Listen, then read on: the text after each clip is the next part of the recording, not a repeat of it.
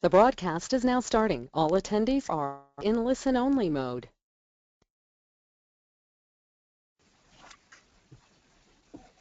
Hello, it is my pleasure to welcome you to the Green Growth Knowledge Platform's webinar on Towards Green Growth, the official launch of the OECD's Tracking Progress Report.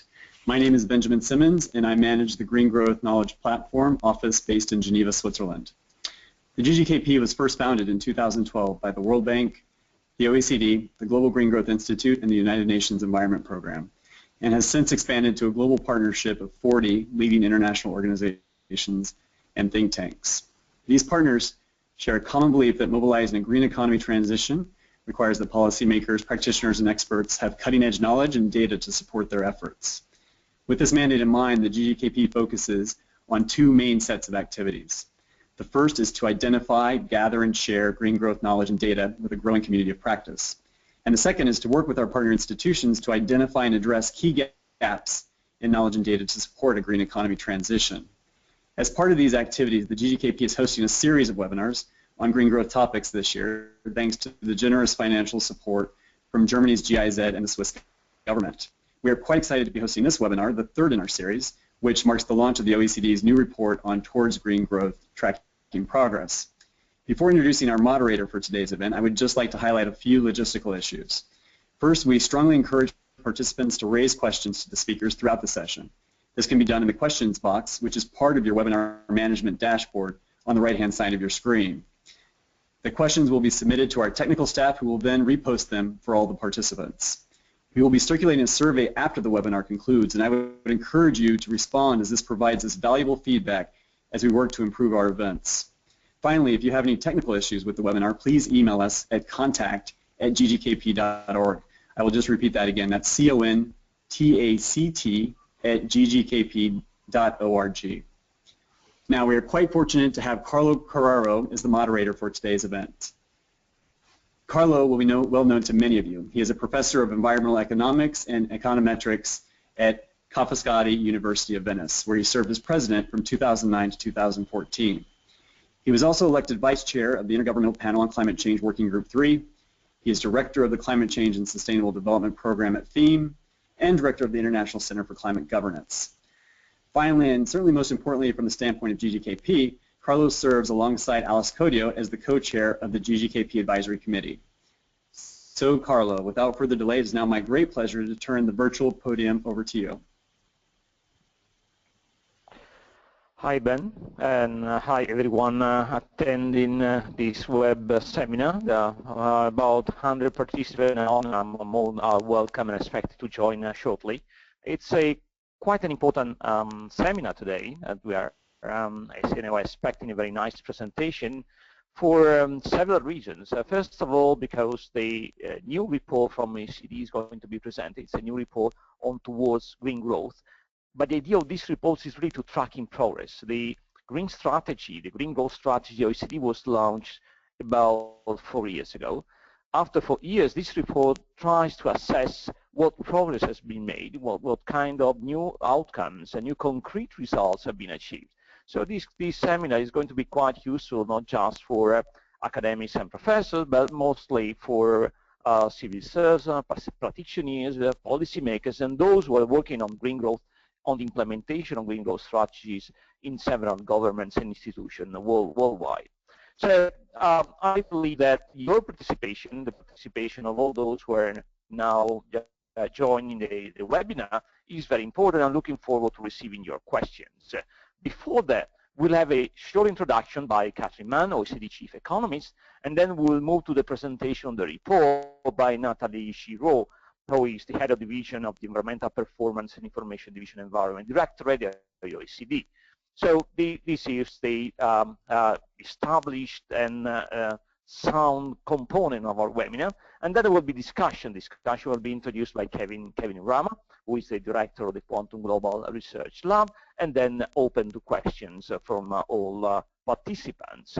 So let me move quickly to the first speaker, the introductory remarks by Catherine Mann. As I said, she's a chief economist of OECD. She's the head of the economics department, and She has been working on green growth, in particular on this report for several years. It's important to listen to her introduction because she'll provide a general context for green growth strategy at the OECD, and will also highlight the work that Economic Support Department OECD is doing on green growth, and will be quite helpful, what she will say will be quite helpful to understand not just this report, but the whole strategy the OECD is carrying out in order to help us addressing and implementing green growth. I think that fostering green growth is one of the major objectives of all those concerned with economic development, and not certainly just with the environment. Economic development is our main concern, our objective, and certainly this report goes into the right direction. So thank you, Catherine. The floor is yours.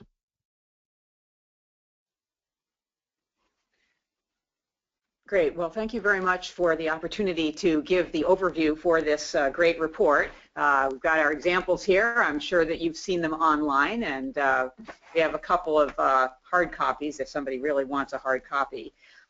It's my job to just put this into context of the overall OECD work program and give you just a little taste of the kind of work that we're doing here at the OECD. So let me start by noting that, we've started off on this progress report and this whole progress towards doing green growth by putting it into a broader context.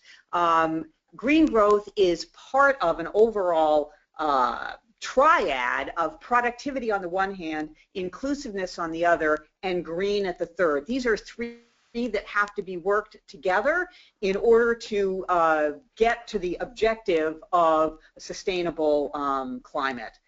Now, the starting premise on the green growth element is that we need to take account of natural capital and the physical environment. If we don't do that, then we will not be able to achieve this triad of productivity, inclusivity, and green. Now, the Circle project that is part of what is being incorporated here has shown that with any GDP growth that we might see going forward, that GDP growth is going to be have even greater changes in resource scarcity, changes in water distribution problems, increased pollution problems, and loss of biodiversity. So even with the GDP growth that we have in our projections, there is a greater implication for resources, water, pollution, and biodiversity that we need to address. Now, in terms of the inclusive growth aspect of this, one key element of inclusivity is with regard to health. And we already have data that reveals that outdoor air pollution, the cost in terms of outdoor air pollution, is $1.7 trillion for the OECD countries, $1.3 trillion US dollars for China, and $2.5 trillion for India. So the cost in terms of health going forward of a failure to address the green growth element also has implications for inclusive growth. We could also address the implications of green growth for income distribution and for intergenerational issues. And we'll be talking a little bit about some of the research findings that we'll be looking at in a minute. Now, green growth not just has costs, but it also presents economies with opportunities for changes in investment strategies, improvements in productivity growth, improvements in trade, and we'll be looking at some research findings. Now, this project started in 2009. The OECD ministers gave the mandate to strengthen efforts to address green issues. It was in the context of avoiding a business as usual approach to things. Now, in 2009, of course, the failure to think about things in a new way led us to the financial crisis. And if we think of that as being leading to significant difficulties, of course, the climate crisis would be even greater. So in an effort to avoid a business as usual strategy, the ministers gave the mandate to look at the environmental issues in a broader context. So in 2011, the Green Growth Strategy was born, and it was a framework for governments to foster green growth and development.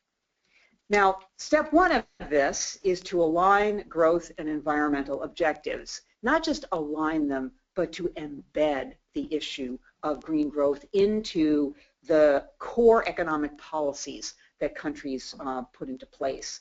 We're looking for mutually reinforcing strategies to use the power of the marketplace, a flexible and dynamic marketplace, to change economic behavior by using policies to lead to responses. The objective is to avoid crossing climate thresholds, to be cost effective in our policy design, and to search for those synergies between economic policies and climate policies. We can find those synergies.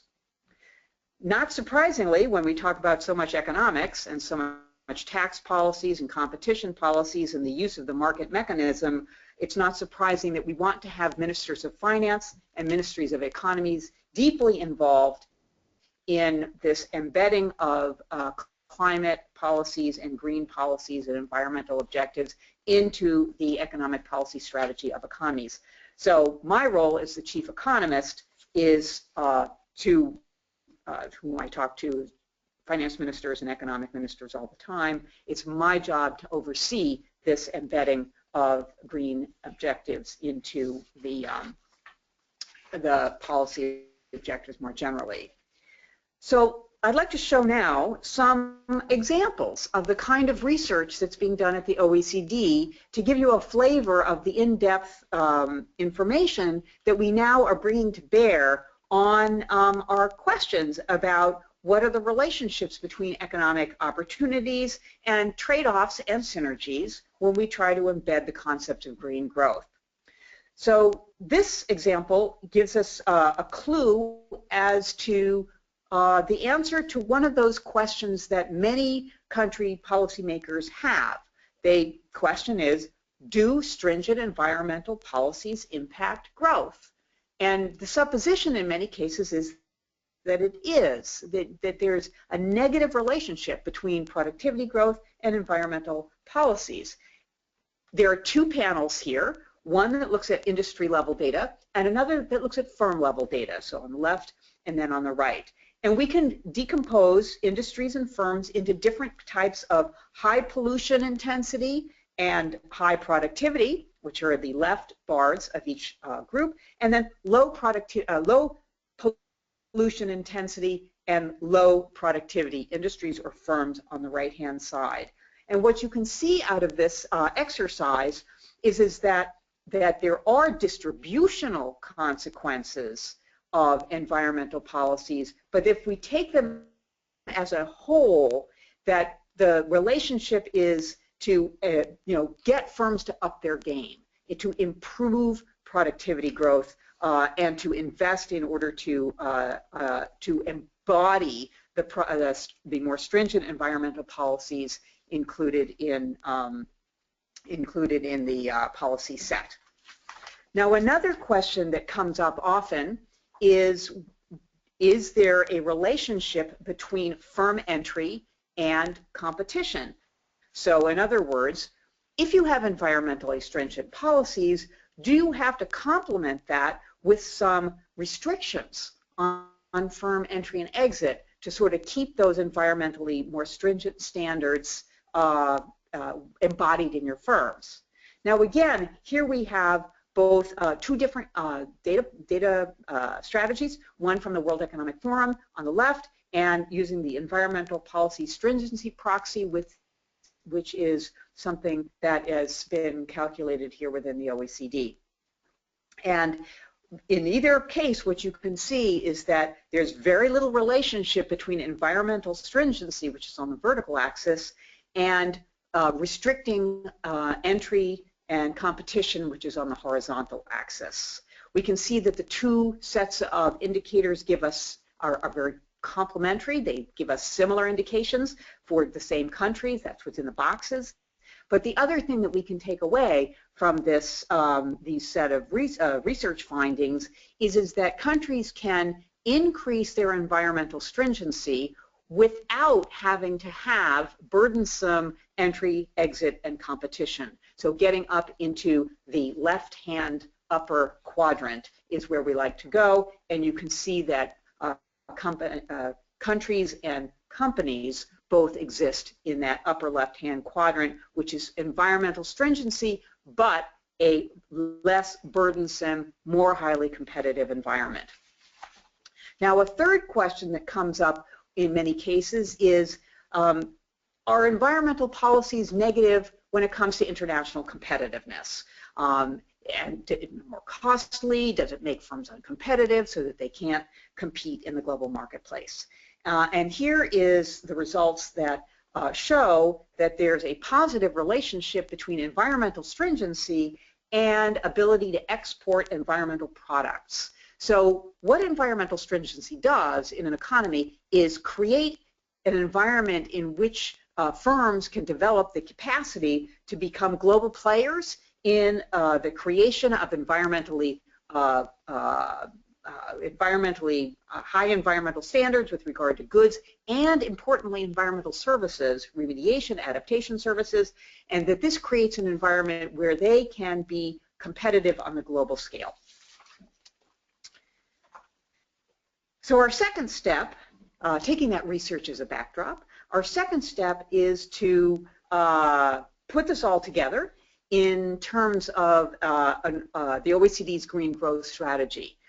We not only have the tracking green growth report that we're presenting today, but we also have the report that was issued last week, which is the Aligning Policies for a Low Carbon Economy, as well as the Tracking Clean Energy Progress Report by our sister agency, the IEA. The IEA also has Energy and Climate Change, the World Outlook Special Report, as well as the Medium-Term Renewable Energy Outlook. Now, within the OECD, you can see the list here of the range of sectoral policies that we look at, so many different parts around the house through our other directorates, other than the Economics Department, other than the Environmental Directorate, or also embodying green concepts as they do their business and research. In fact, we have 130 publications addressing the topic of green growth strategy, and within our country studies, 80 now have green growth elements to them. So I'd like to turn now to Nathalie Giroux, and she will go through the details of the OECD's green growth report. Thank you. Thank you, Catherine. Well, to follow up on your presentation, let me say that indeed, since we delivered the strategy in 2011, there's been a lot of work done across the OECD on green growth. And we can say that nearly 70% of the OECD country reviews that have been published since 2011 include now green growth policy recommendations. There's over 130 other reports that are relevant to green growth that have been released since 2011. And there is currently 80 projects that are relevant to green growth that are being implemented and developed as we speak in the OECD. So this report here focuses on three main areas. The first one is really to review the progress in the country's efforts. So basically the question is, how far have countries gone with the green growth policy implementation, and what lesson can we draw from the key challenges to date? The second area of focus is, how has the OECD work evolved since 2011, and to what extent can the green growth strategy and the policy advice be strengthened? And the third area is, what lessons can we glean from governments, for governments, about the mainstreaming process that has been taking place at the OECD? So this slide here shows the green growth timeline So basically, as Catherine Mann mentioned, it all started in 2011 with the declaration on green growth. And then in 2009 and in 2011, we produced 3 reports towards green growth, tools for delivering green growth, and a set of indicators. And beyond the reports mentioned here, we have been doing intensive work. As I mentioned, there's about 130 publications that has been published since then. Here, what we have is a snapshot of the main elements of the 2011 strategy. So Catherine Mann has mentioned step 1 and step 2. And basically here, the real challenge is to align those core economic principles with taking into account the value of natural capital as a criteria for growth. And to do this in a cost-effective way to relieve environmental pressure and also avoid crossing a critical threshold. In step 2, the idea here is to make sure that we have policies that put a price on pollution and provide incentives for efficient resource use. Step 3 is about the social implication of green growth. So here we want to look at regressive effects of reform. We want to look at a negative impact on labor markets, on low-income households. Finally, the step 4 is about monitoring progress. So we have developed 26 indicators to track this progress. Now, what have we been doing since 2011 with this generic framework? Well, we have been trying to tailor it to take into account the country-specific circumstances. So the country surveillance exercise, that is a core exercise that is done in the economics department and in the environment directorate, enables us now to take a preliminary assessment of the major challenges to implement green growth policy frameworks at the national level.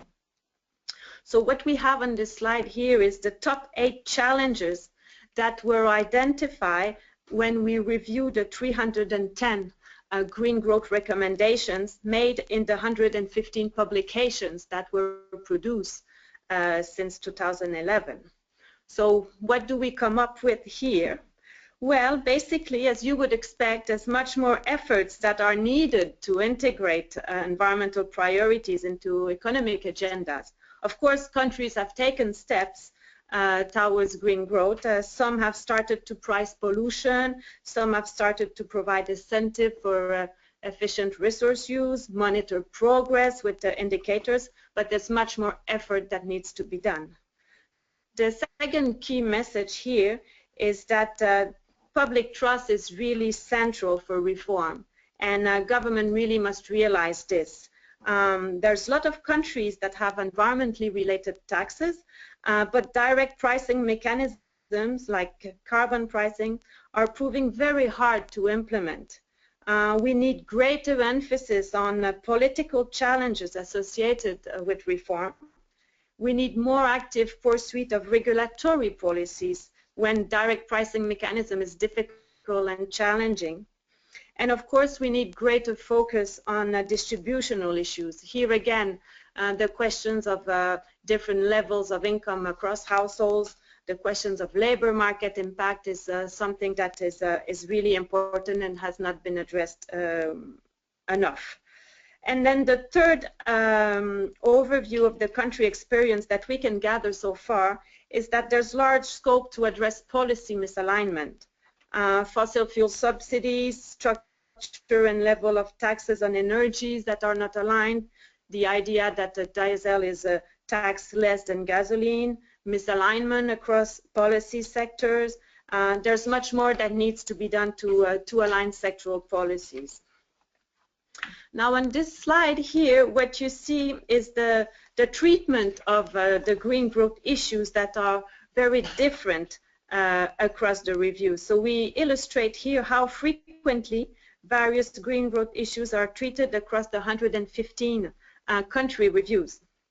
So unsurprisingly, policy instruments to price pollution and promote efficient resource use are very popular. in the basic OECD advice in our country review.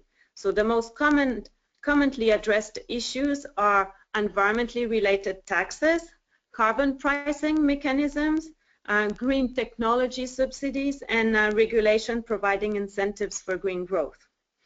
In terms of sectoral issues, energy is the clear front runner when it comes to dealing with sectoral issues. It is followed by transport, innovation, and climate change. Unfortunately, issues related to biodiversity and ecosystem loss have received very little treatment, even if they are important in terms of systemic risk to growth.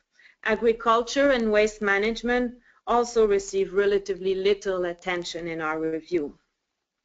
Of the least discussed issues is the policy addressing the social implications of green growth.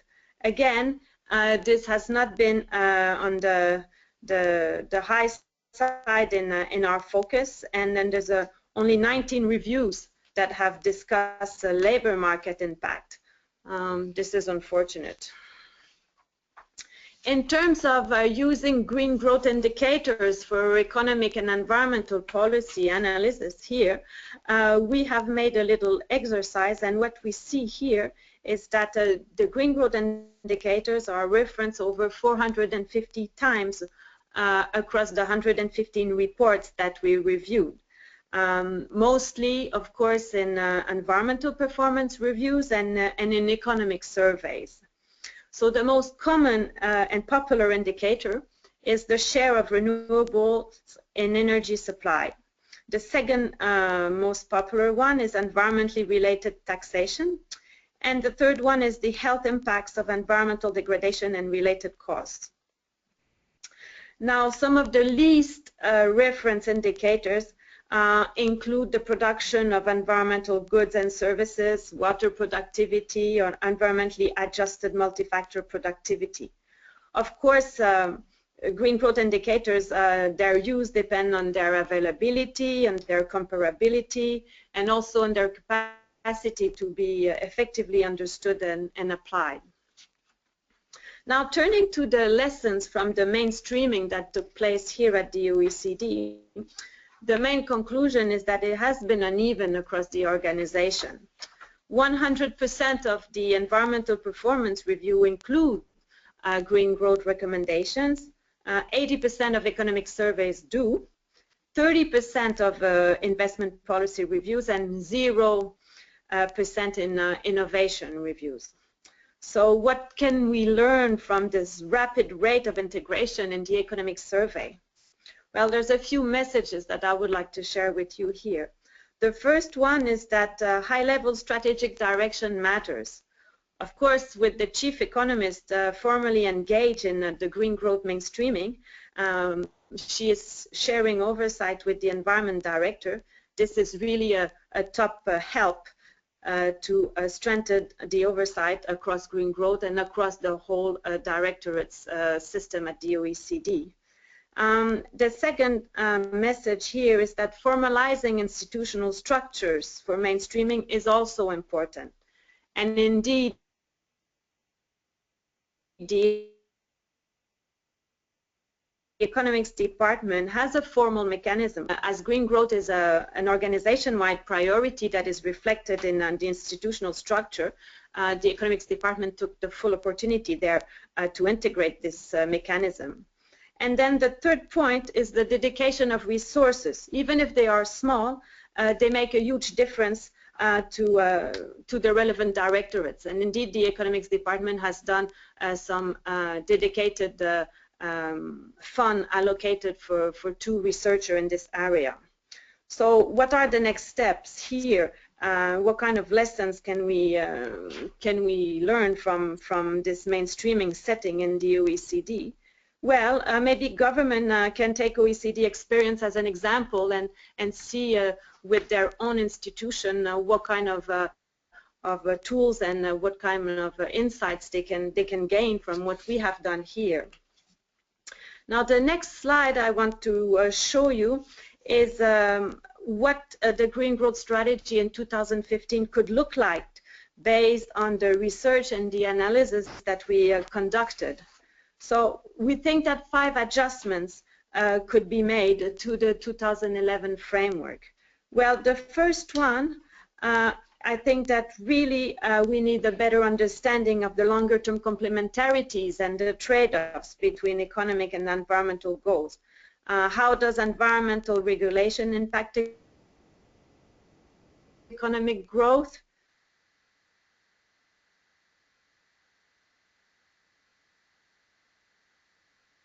What sort of feedback is economic and environmental policies will align without more answers here. The second point is that we wanted to merge step 2 and step 3 together so that social issues are an integral part of the green growth policy design and not something that is done after the design has been completed. The third point is that we need much more focus on the coherence and the alignment in policies, and especially across sector. This is something that came out of the Aligning Policy for Low Carbon Economy report. The fourth point, we need to integrate missing sectors in step 2. We didn't look at all on the ocean economy aspect and on mining issues. So these are 2 gaps that we identified. And then finally, the use of headline indicators are always as important to raise awareness and identify opportunities and risks. This is something that should be highlighted. And on an additional update that is not mentioned on the slide here is that we have to be much more responsive to the particular challenges that are raised by developing and emerging economies. Further work needs to be done in this area. Now, talking about further works, my 2 last slides propose some next steps for the OECD work program based on the work that has been done for the tracking progress report. And these are responses to some of the adjustments that we propose to the Green Growth Strategy. So I will go through a few of them. In the first instance, I think that the effects of environmental policy on international trade and relocation, investment and employment are very important. We need also to have much more work on ex post policy evaluation to examine the consequences of environmental policies on households and firms. This is something we have not done very much here. We need more study on the economic cost of health impacts of outdoor air pollution. We have started there, but we must continue in this direction. And we have to use cost-benefit analysis much more routinely and systematize it in policy design and project implementation. In terms of step 2, regressive effects of environmental policy on households. Once again, this is something that needs to be continued. Energy taxes and tax reform and affordability issues, political economy best practices. There's more work that needs to be done. Second best policy instruments, such as implicit pricing and regulatory approaches. More work needs to be done in this area. And we need to be more good in our projections of the structural changes in labor markets, also the labor market reactions and the demand for working skills in this area. We have done some work up until 2012, and since then we have not been pushing in this area, and clearly there are some skills mismatches and some issues arriving in sectoral reallocation that needs to be looked at. Turning to the next slide, as I mentioned, issues related to ocean and also mining. So this has to be put on the program of work and budget of the OECD. And then finally, we have to continue to work on indicators, improving the measurement of natural capital stocks in physical and monetary terms, and also develop sectoral indicators. So this is a long list, but it is out there for discussion. Thank you.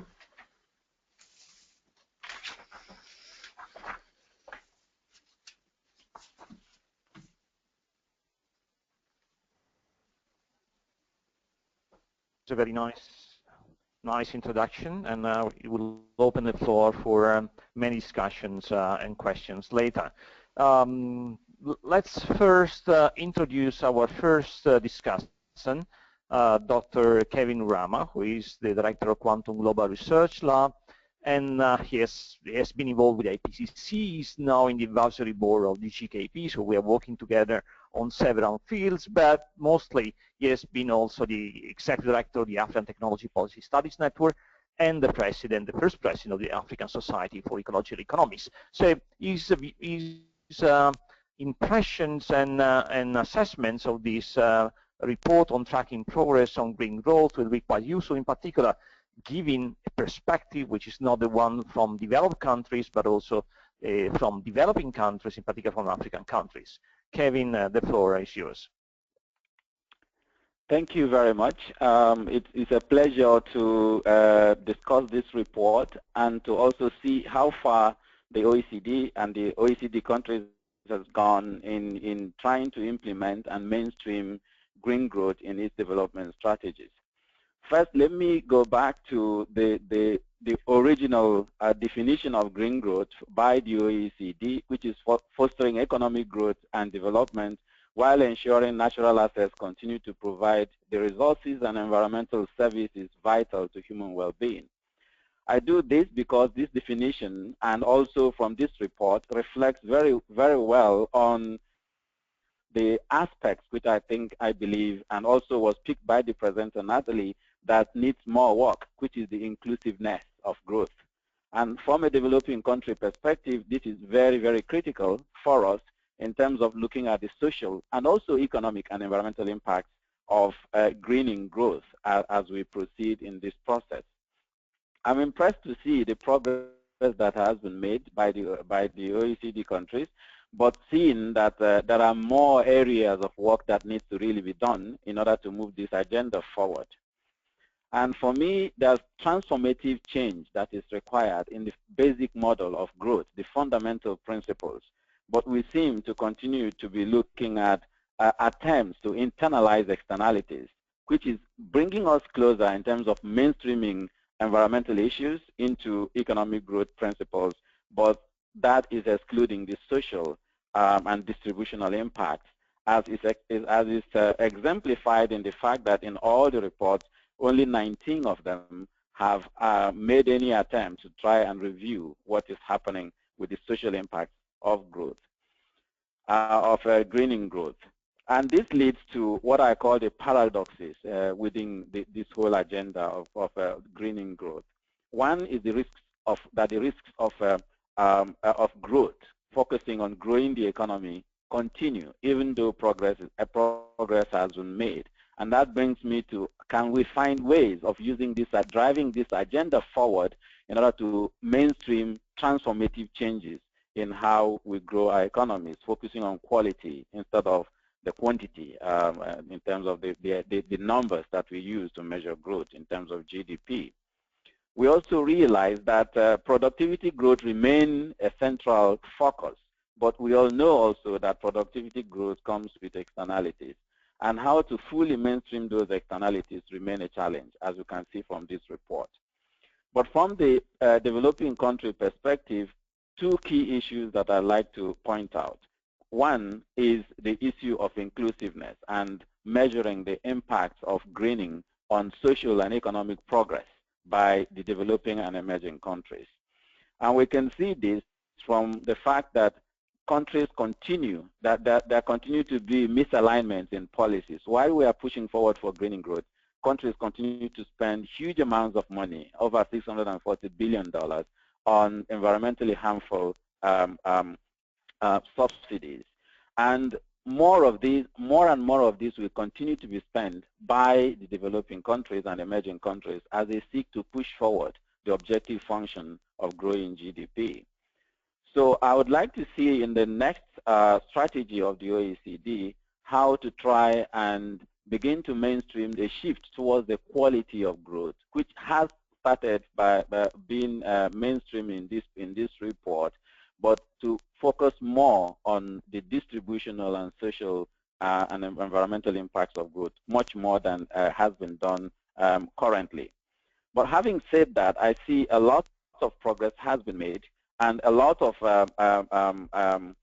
hope for trying to use the OECD experience to show how green growth can be mainstreamed in economies would be a very good and beneficial thing for developing and emerging economies. Then the second point, which is critical, is in terms of measuring progress. Data and the statistical gaps we have in many developing countries, Africa especially, is not new, even in mainstream economic measurements for measuring GDP, labor market, and every kind of indicators that one wants to measure. Now, the new area of greening economies presents even additional challenges for statistics. So, and that leads me to the next thing in terms of focusing more on building capacities in country to be able to collect relevant data, to be able to measure and model progress towards green growth as we proceed in the agenda. I was given 5 minutes to speak, and I think I have taken 5 minutes. So I'd like to thank you very much and look forward to the discussion.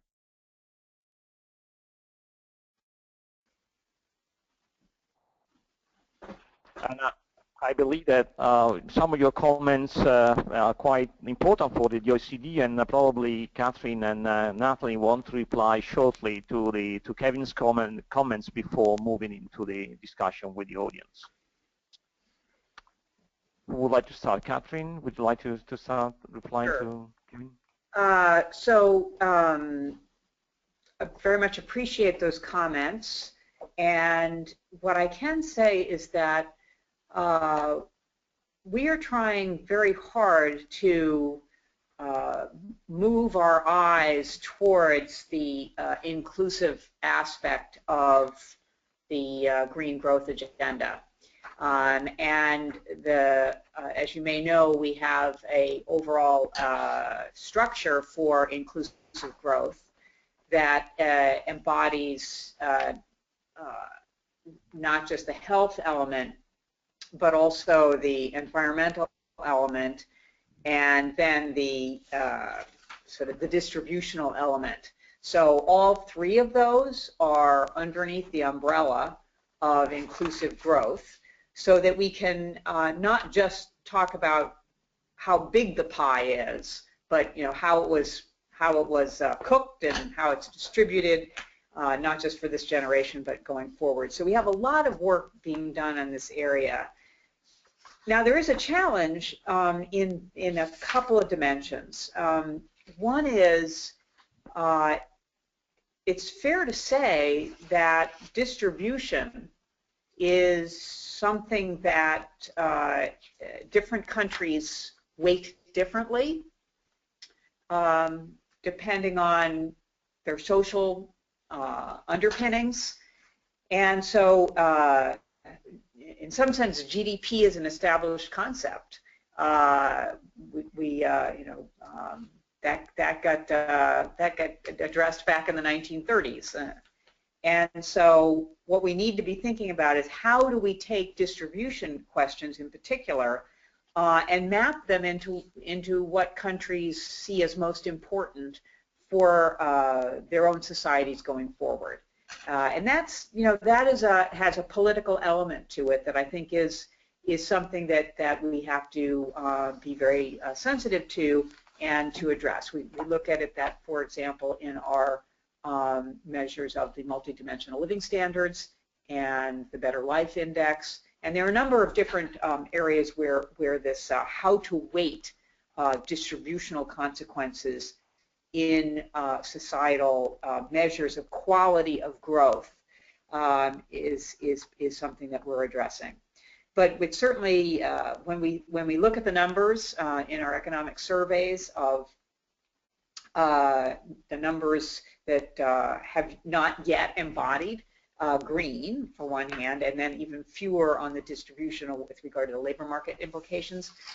Going forward, particularly as our country members are asking us to look at these questions, they're definitely ones that now we have research, now we have data, so that we're going to be able to bring to bear some evidence so as to propose policy directions for countries to take. Thank you, Catherine. Natalie? Yes, thank you also, Kevin, for these very thoughtful comments. Indeed, those are really, really important points.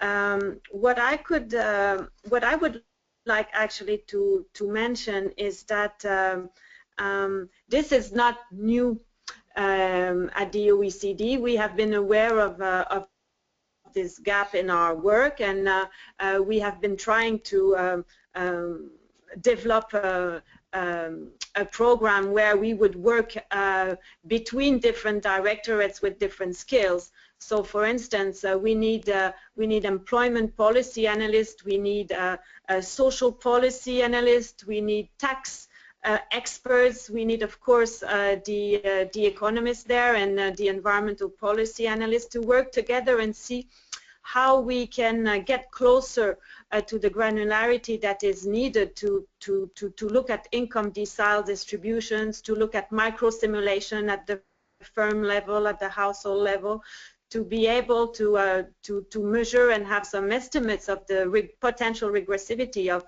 of some measures. And there are some ideas that are developing, and hopefully this will come up in the years to come. I would like to mention that in the course of the preparation of the environmental performance review of Chile, we were quite pleased to see that, as you know, Chile has developed its green growth strategy in 2013. There was a change of government, but there was a lot of continuity in the development of the green growth strategy in Chile. And what we see in the 2015 version of it is an increased focus on environmental equity, gender perspective, and respect for cultural diversity. So this is very much in line with what Kevin and Rama has been saying, that these are really country priorities here. And this is a country where it will be good for the OECD to continue to work with and see to what extent we can provide some support, as these are principles that are very important for them. I think that another example is the case of Portugal, which took in its green growth strategy specific goals to make sure that some equity issues would be dealt with. So this is also very ambitious, and this is also something that we should here at the OECD support and follow closely. Okay, thank you. There are many questions. Myself, I would like to raise questions. Probably Kevin may even reply to what you just said. But before doing that, given that we have more than 120 now, 123 participants, I would like to read some of the questions that we received, and just as a way to involve the participants in the discussion. The first one came from Julia Wonke. And she asks, how do the OECD Green Growth Strategy and the OECD Declaration on Green Growth relate? I think this is a question for Catherine. How do the OECD Green Growth Strategy and the OECD Declaration on Green Growth? Well, the Declaration on Green Growth was the impetus to move forward on examining the extent to which green growth concepts were incorporated in a systematic way in our analysis of in analysis of countries in the context of the economic surveys, but more broadly in the other mechanisms by which we communicate with countries. We do that in a variety of fora at the OECD, both in sort of book form, which would be the economic survey, but also in various committees, investment policy review, and the declaration was a call to action on the part of the whole of the OECD, the whole of the House, to look at what metrics were being used and what policies were being analyzed and what outcomes were being considered. And was it the case that environmental degradation was being at least looked at in any of these forums, in any of these products that we produce? And if the answer was no, then how are we going to systematically develop an evidence-based strategy to inform our countries, both members and non-members, on how to move forward with first measuring and then implementing policies to take account of the intergenerational, forward-looking impact of green issues, climate issues. We need to do oceans, we need to do mining, we need to do some of these other natural capitals, but we started off with the metric or the sort of the lens of climate and health related to climate. And so put that out there on a systematic way across the whole House so that we were using our tools, which is develop data, do the analysis, evidence-based analysis, so that we can inform and recommend countries on how to move forward in a productivity enhancing and distributional aware strategy. And we've got 4 years later, this is what we've got. Yeah. I have another question. This one is probably for Natalie. It comes from Gerveria Veldkamp, and it says, did the team not find green jobs as a common indicator? We in Vancouver have measured green jobs since 2020. I think that the general question is really what has been the impact, at least in the last 4 years, of green growth policy on green jobs, and why we have been unable to measure it properly, or whether there is evidence that we have been able to measure this impact properly. Natalie? Yes, thank you. Indeed, we have not been able to measure the impact of green policies on employment. This is a huge statistical challenge. What we have been able to do is use some of our tools like a general equilibrium model and try to make a simulation of a climate change shock and see to what extent we can have an aggregate reply from such a shock to employment. But there is no details in this, and this is a very schematic way of doing things. The issue here is that there are some difference between what is a conventional job, a green job, a clean job. There is no proper definition there. There is also the issue of a temporary job or a permanent job, a part-time job, a full-time job. Specifically for us, it has not been easy as an international organization to be able to put numbers there. But from what we have learned from countries' tentative to measure that, it is clear that, for instance, in the renewable energy sector, there has been some net creation of job in these areas. But for us, this is something where we don't want to get into some kind of a statistical debate that we found not so productive. What we want to focus more is what are the conditions that are important for the labor market to be able to develop a good skills for this worker, good retraining, good reskilling, have open competition conditions that is out there, and a proper level of employment protection. These are more the supportive conditions that we looked at and that we feel where we have more value added in making sure that we'll have enough flexibility in the labor market for the newcomers to be able to implement themselves, including for small SMEs where there could be some high costs. Thank you, Natalie. Even though the impact on jobs is certainly one of the most important one for policymakers, and there is a specific focus on this recently in the US. A lot of researchers have been working on impacts of environmental regulation on employment, and probably because policymakers in the US are quite sensitive to this issue, at least value environmental regulation. Also, in particular, because it's delivering new and more jobs. So probably more efforts, even in other countries, not just in US or Canada, could help the OECD to deliver a more precise report next time. I have another question on tourism, on a specific sector, and the question comes from Jeff Liebman, and he asks whether the OECD analysis covered also travel and tourism value and supply chains, which represent 5% direct and 5% indirect of GDP, jobs and investments, at least in his opinion.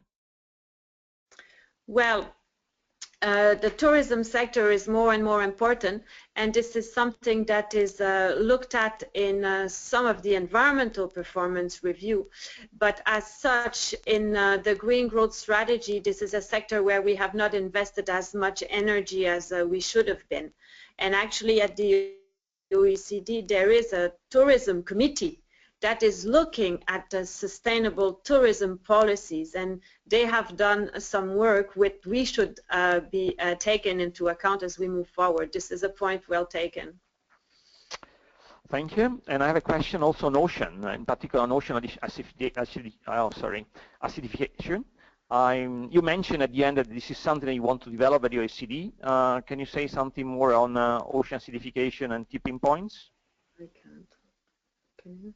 So I think what we did, we identified that that ocean was one of those areas that we needed to spend more time addressing the questions of ocean through a couple different lenses with regard to both temperature, as it relates to climate change, and ocean levels and its implications for particularly Southeast Asia and coastal areas. Number three, the issues of sustainable fishing and biodiversity within the ocean body. These are all areas that warrant further analysis, and it does take us into a new area that we need to have additional resources or redirect resources in order to understand that better. There is also the question of deep sea oil and gas exploration, which is important in the context of future study on ocean. I have another question for Catherine, and it comes from Chris Hopkins. Has the report given consideration to the need for bottom-up processes as part of inclusive approach and the need to cultivate social demand for green policies? Excuse me, that was bottom-up policies? Bottom-up processes. Bottom-up processes as part of an inclusive approach to green growth. Probably bottom-up means societal initiative. Yes, so there are a couple of responses that I would give to this question that also address some of the comments that Kevin made with regard to sort of the politics of environmental policy, particularly as it is frequently reflected in the targeting of subsidies. And so my answer is going to take two directions. One is at the political level, generating the political will to undertake the types of tax and regulatory changes that would be promoting of a more environmentally sustainable set of policies runs up against some very significant vested interests. And so that is why, for example, even as subsidies for renewables has increased, subsidies for fossil fuels still first outweigh them for one, but also still exist. So even as a government gives a handout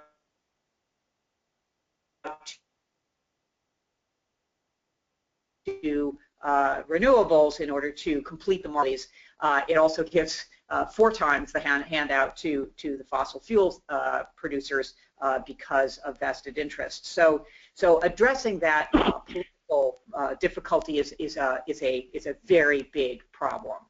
Now, on the bottom-up side, I think there are two ways of responding to that. One is there's a remarkable ability for people to have behavioral change in the response to small changes in prices, to regulations, and to what we're increasingly calling sort of nudging, to induce behavioral changes that then become permanent. And you can see them happening, in such simple areas as recycling or bicycle lanes and bicycle usage, small changes in treatment of taxes on gasoline versus other sources. So I think that the power at the bottom to change individual behavior through relatively small shifts in policy design, that's something that we are looking at a lot more, primarily because we have the individual data now to do this kind of research, and so we're able to ask the question of individual data. By how much would behavior change in the face of small changes in either sort of regulations or in terms of prices. Yeah, maybe I could add one point on the bottom-up processes. The importance of having a major discussion between the different stakeholders is very essential, so that reform can proceed. And one criteria for that is to have good information, good data, and good statistics, and also good access to this information, so that the different stakeholders, including the NGOs, the social partners, the trade unions, and the business association, we all speak the same language, and we all have the facts in front of us to have, once again, a major discussion. Thank you. Next question is from Alberto Gonzalez Lopez. How does the OECD Green Growth Strategy deal with a big issue represented by large enterprises working without respecting the national regulations of developing country, mostly on minery, diamonds, copper, etc.? So I think one way to answer that is taking it up a notch. So it's not just, frankly, about the environment, but more broadly about the conduct of multinational enterprises in a country. And the OECD does have standards, responsible business conduct standards that countries voluntarily accede to, and those standards are becoming more extensively analyzed, and the implications of them for multinational behavior are being looked at in more depth. We have projects that are analyzing the extent to which standard setting and responsible business behavior enhances not just the environmental quality of multinational behavior, but of course along a broader range of behavior as well. So I would put the environmental aspect underneath this broader umbrella, which I think is really the way to do it, because it's further embedding environmental into a broader menu of behavioral standards that we are asking multinationals to adhere to. Right, and I have another question for you, Catherine. Carlos Carpi is in a question. What do you think is the role of multilateral development banks in moving the green growth agenda forward? Good. That's a good question, and it certainly is a particularly germane one that comes up in discussion these days with the new Asian Infrastructure Investment Bank being just put out there. That's one of the questions that comes up as to whether or not there is a common set of standards that can be embraced by all the development banks. Right now, I think it's fair to say that there isn't a common set of standards, there isn't a common understanding.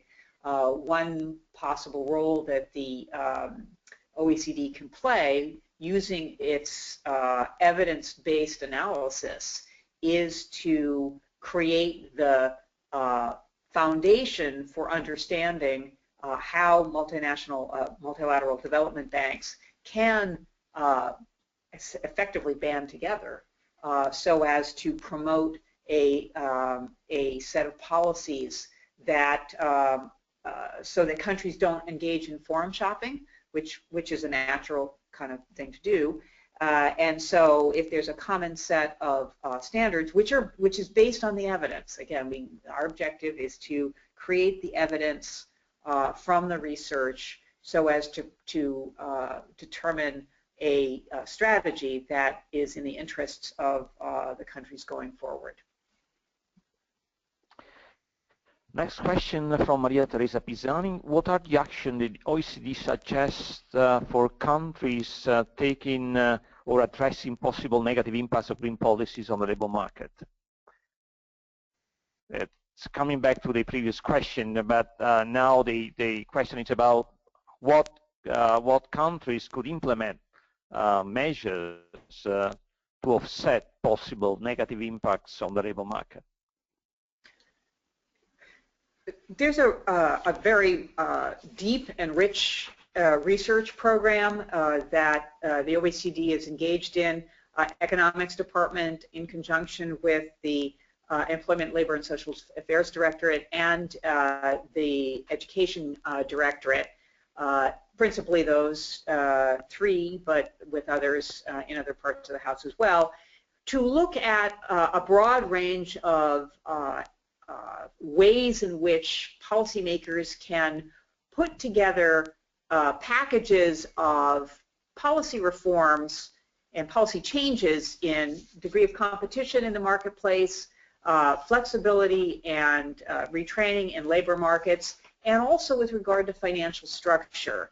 And these are all, of course, unique. Each country comes from its own traditions, has its own existing characteristics and policy set, but the research that we've been able to put together is understanding how best to create a marketplace for labor, for capital, and for finance that can be most resilient in the face of shocks or policy changes.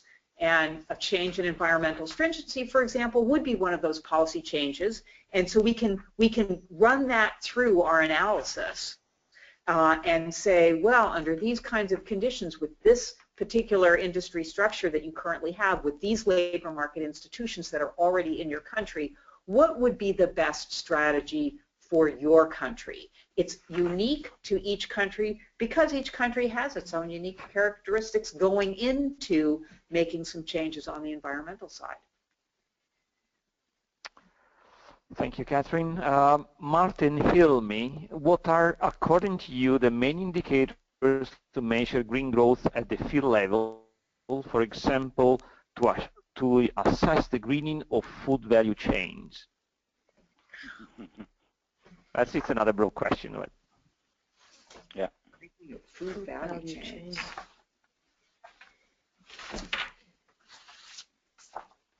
Well, to tell you the truth, that's going into a lot of depth for me. So the agricultural indicators could be one approach to look at that. The understanding the global value chains as we do, for example, using our trade and value added database would be one way to attack this question.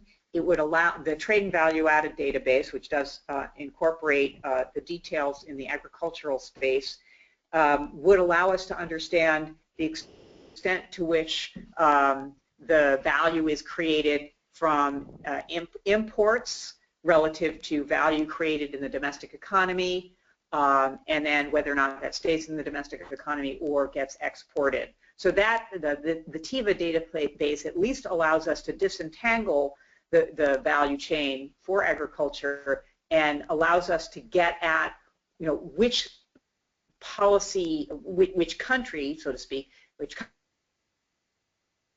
country is responsible, or the firms in the country are part of the value chain, and allows us to target better this analysis as to how to change or nudge policies being different in which country. Probably more than talking about value chains, I think that Natalie could tell us something more on indicators.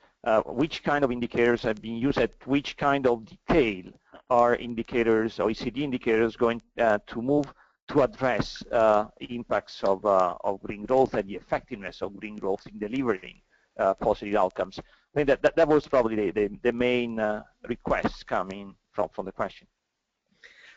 Well, of course, on a much general basis, what we have done is that we have tried to classify the indicators around 4 areas.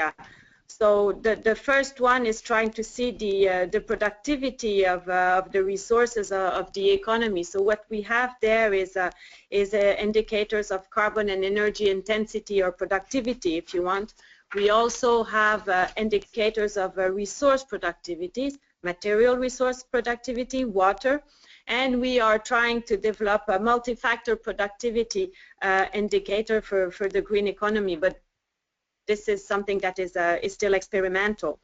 So this gives you an idea of the intensity in the economy. Then we have also indicators related to the stock of natural assets.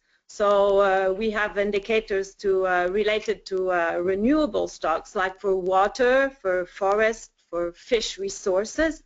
We have indicators for non-renewable stock, like mineral resources, and we are developing indicators on biodiversity and ecosystems.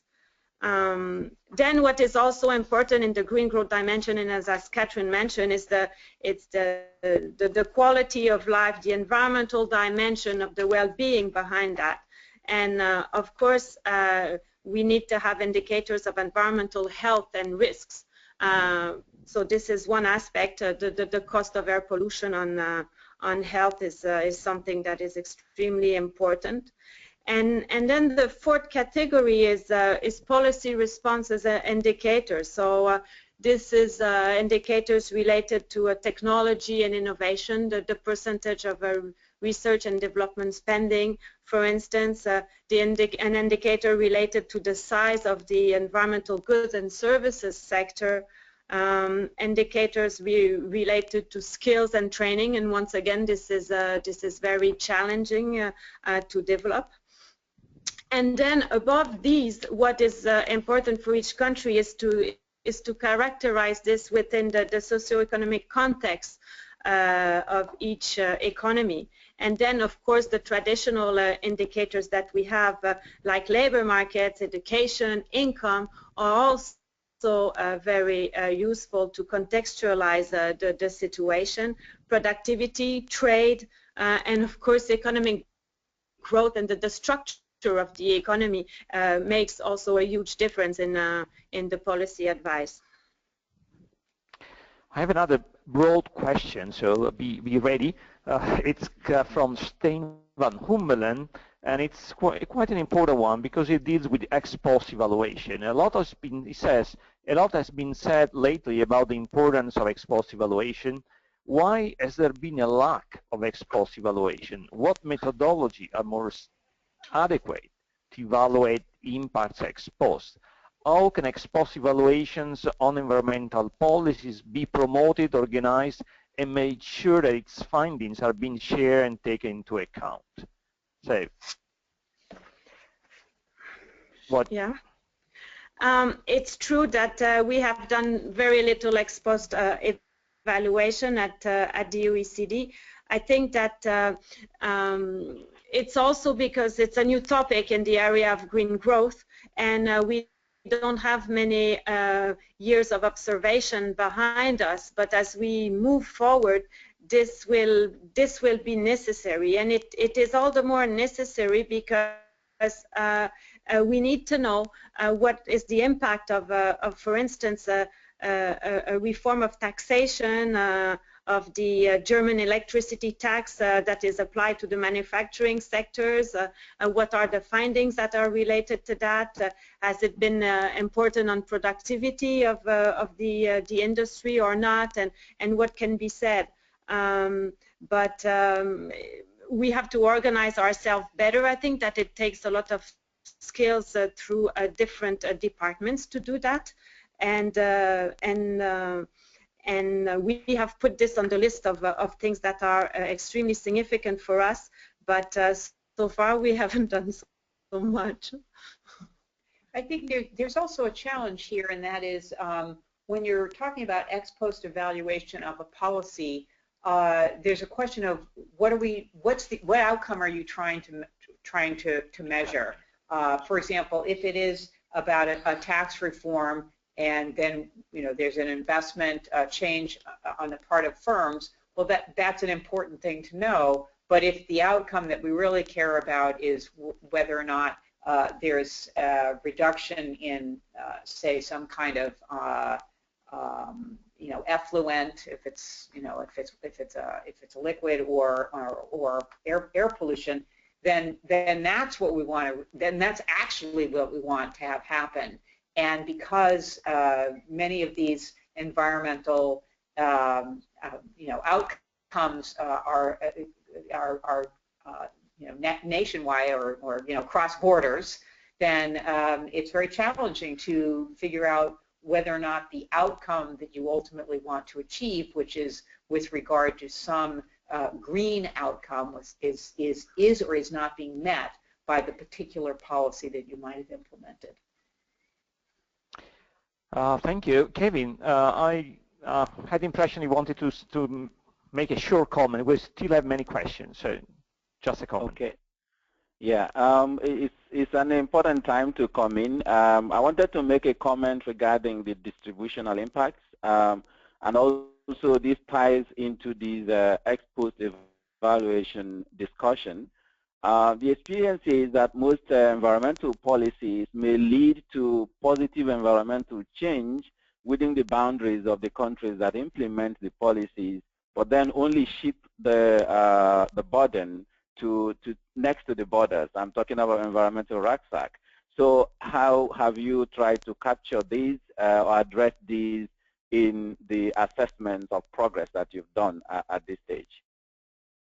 So I can say that right now we have just completed some research. It's not public yet, but it's exactly on that question. It's not a new question, but it's with regard to the sort of the quote pollution haven hypothesis, that if there's environmental stringency in one country, the firms just pick up and go to a country with less stringent standards and take all their pollution with them. So that is research that is underway, and we will within the next few months have the outcome of that. Again, this is using very detailed firm-level data, so that we feel very confident that we get the kinds of that we're confident in the results. I'd like to add that there have been a number of questions that have come up with regard to employment consequences of environmental policies, stringency, and so forth. And two different kinds of employment questions. One is overall employment, and then sort of the green employment question more narrowly. Again, ongoing research now on whether or not environmental stringency, as it impacts firm behavior, which I showed you examples of in my introductory presentation. We're now looking sort of underneath that firm level behavior with regard to growth and productivity and the distributional effects that happen to different firms depending on whether they are sort of high productive firms or low productivity firms. How do they make the adjustments? Do they invest more? Do they move? Do they how does their employment change? So that those dimensionalities of the questions are ones that we are undertaking right now.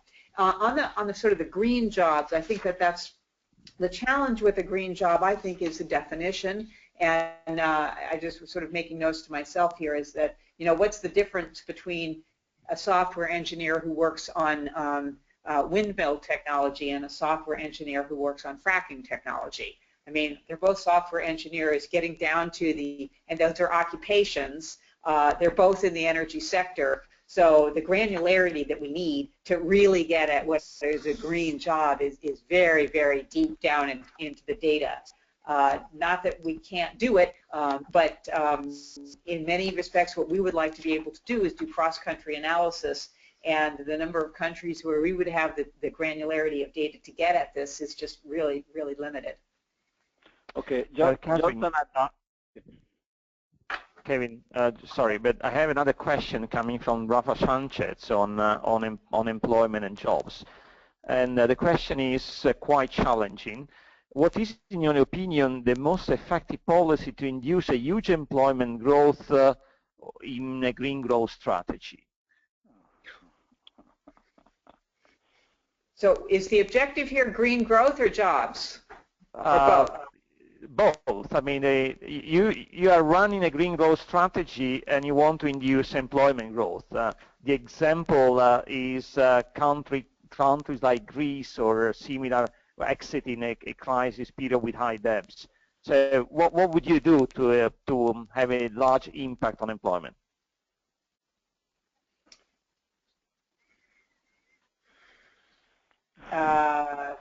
Well, so countries, going back to what Nathalie was saying with regard to the conditions for creating employment and growth, and going back to what I argued was the amount of research that we currently have that helps us understand how to take an economy from where it is to one that is growing more robustly with jobs and also income and superior distribution of income, because those are all elements that we would like to have, and growing it in a green way. What conclusions we're coming out with is that, as I said, first, the recipe is different for different countries because the initial conditions are different. So that's where we start first by saying that each country's policy recipe is unique. And then secondly, that thinking about the interactions between, you know, what kind of policies we're putting into place for businesses to grow and in a green direction. What kind of policies do we have in place so as to facilitate resource reallocation? So what we're talking, you know, how does growth happen? How do jobs get created? It's when resources get to be reallocated from, you know, old, dirty industry to new startups, new, clean, new industries. Those reallocations are what we would like to be promoting as a way of creating business opportunities, green opportunities, and employment opportunities along the way. Maybe to complement the answer, some research has also been done to show that the most employment productive spaces are through the small and medium-sized enterprises. So any support to green innovations that would go for small and medium-sized enterprises should be looked at carefully, because this is where we would see a higher impact on job than on large enterprises. Thank you both. I have some questions on tourism, and I pick one. Why not including tourism into the 2015 Green Growth Strategy? You have the mining and ocean sectors, but not the tourism sector, and whereas the tourism sector is very important for developing countries in particular. I mean, it is a reasonable recommendation that we could consider adding. I think that it does make sense, especially for developing countries which have a large share of their wealth in natural resources. This is, of course, a sector that has a lot of potential for growth and a lot of potential for productivity. So I think that it makes a lot of sense. The tourism, it's similar to mining. I think I would put the ocean in a different category than, say, tourism and mining. The things we know about tourism and mining and a variety of other areas where multinationals can play a very big role in developing a country's capabilities is that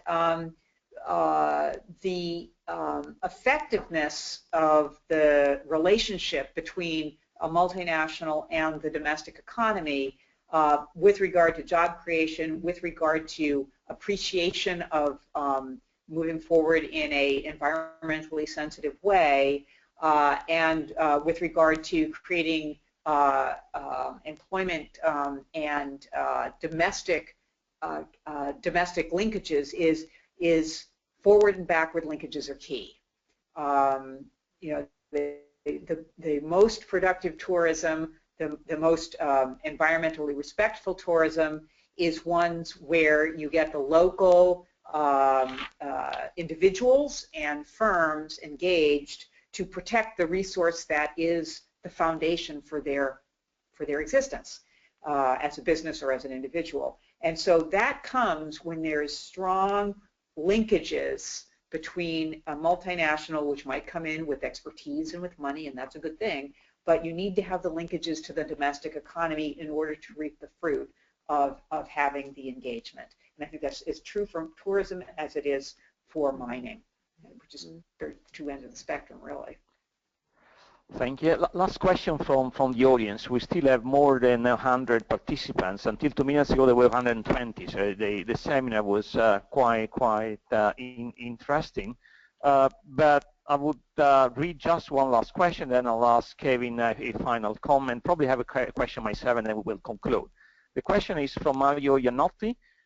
Can you talk about the circular economy in the OECD Green Growth Strategy? How can you measure the weight of a circular economy in the OECD Green Growth Strategy? Again, quite a broad one. Yes, indeed. That is part of the Green Growth Strategy. The idea to measure the weight of it, I don't think that we are at this stage yet. But we do have some indicators related to the management of waste and, of course, of municipal waste. We do have some information about how the recycling policies are developed in countries. We do also have some policy where we look at producer responsibility in developing products that will have an end of life that will not be damageable for the environment. So this is something that we are working on and that countries are really interested in, and it doesn't feature as as much as what we would have liked in this report, but this is something that will certainly pick up in the years to come. Kevin? Okay, I'd like to thank the OECD again. Thank you, Catherine and Natalie, for a very good job. My last comment would be on dissemination for impact and how you would plan to liaise with regional agencies, the other MDBs, in order to ensure that these rich experiences, especially about mainstreaming, can also be taken up. And speaking of that, I've just been at the Africa Development Bank, where they've been discussing implementing their 10-year strategy, which is focusing on green and inclusive growth. So it will be very useful to share lessons and ensure that the mainstreaming experience within the OECD as an organization and also within the OECD countries could be upscaled through such collaborations. Yeah, Kevin, this is indeed the role of GGKP, and the strategic plan of the GGKP that Ben Simmons presented a few days ago really goes into this direction to disseminate and provide the tools for many countries, not just the OECD countries, but all countries in the world to implement effectively green growth strategy. So I think the point is well taken, and we will all work into that direction. It's 4:30.